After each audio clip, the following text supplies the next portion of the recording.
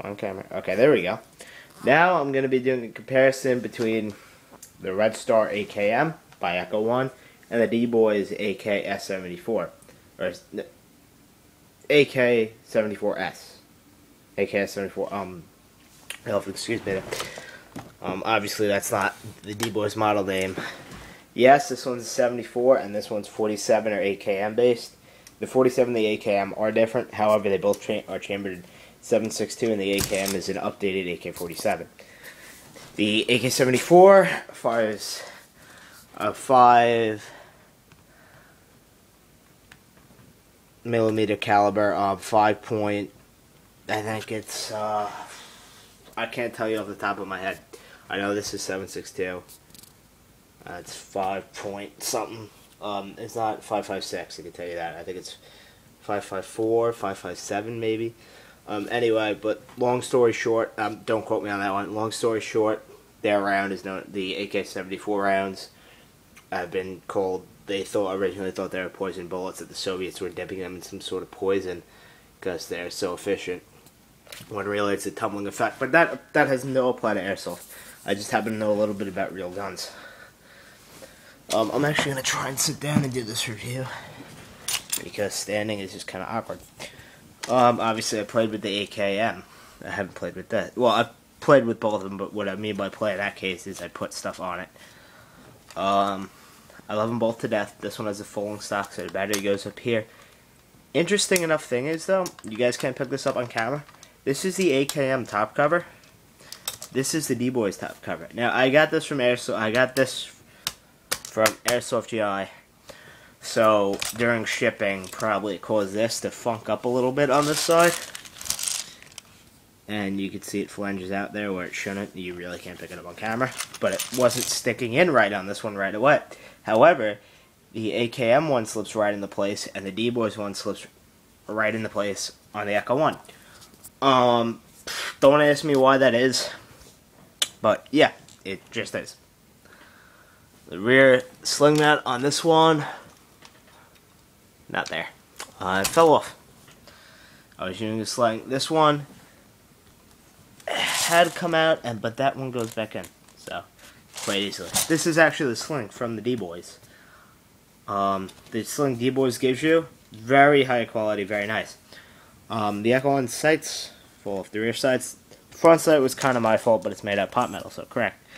This Dboys is the steel model. The Echo One is also steel. Here, it's steel. But the Dboys is a steel model, or it's mostly steel.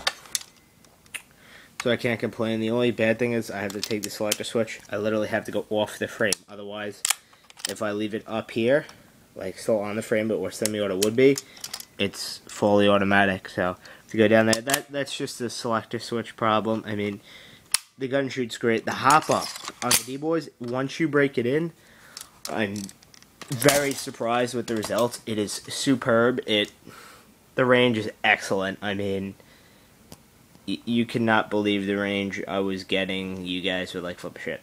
The range is just freaking amazing.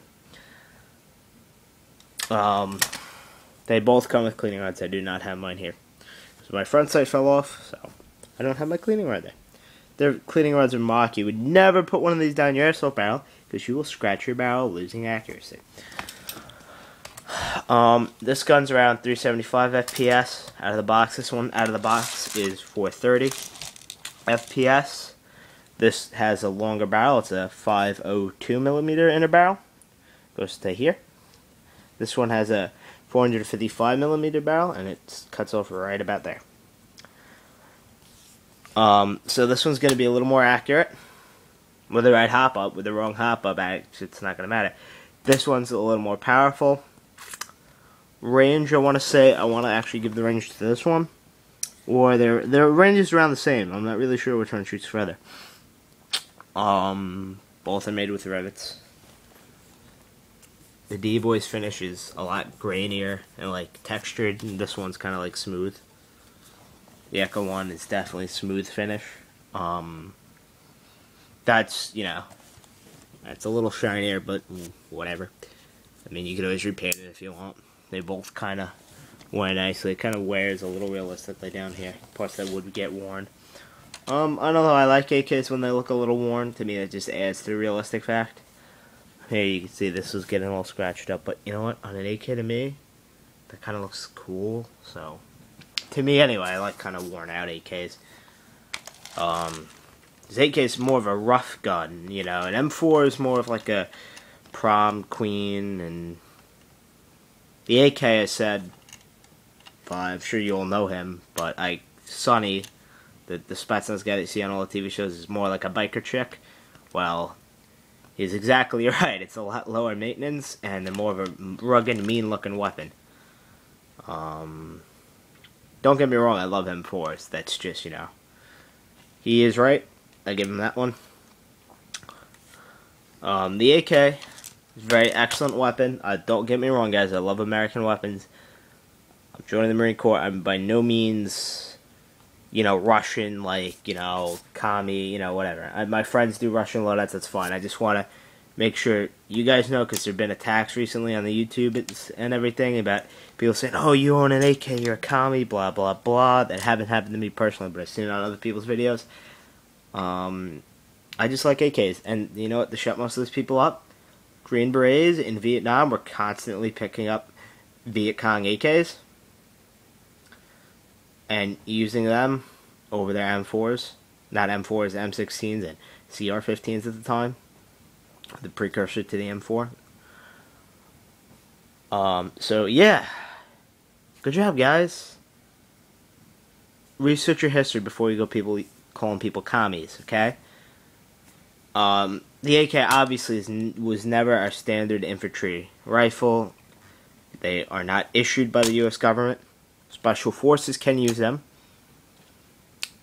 And they're very reliable and rugged. So, whereas an M4, if you stick it in mud,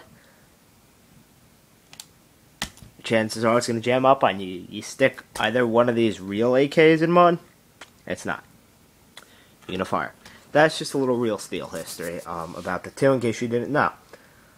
Like I said again, I love my M4s and my M16s, but the comparison really here is these guns are both about the same, I'd have to say. This one just shoots a little lower and has a longer barrel. Lower FPS, that is. This one retails for $165 to $180, I want to say. I think I got mine for $175.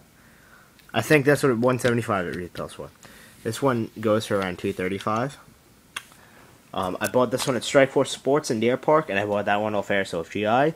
I'm not affiliated with any airsoft store. I just tend to get more of my guns at Strikeforce because I can actually go down to the store then, and I don't have to be bothered with all, you know, oh, I gotta go, you know, I gotta order offline and everything. And I do love Strikeforce. They're great guys over there. They're just good people, and you know, really good people. So I happen to like them. Airsoft GI, I didn't really have a problem with that, except they sent me the wrong mag. Luckily, it was an AK-47 style mag, and it fits in this gun. So, you know, this one, you need AK-74 mags, or at least Dboys mags. Dboys AK-47 mags will probably fit, but to be correct, AK-74 mags. So yeah. Anyway, that's about it. We'll catch you guys later.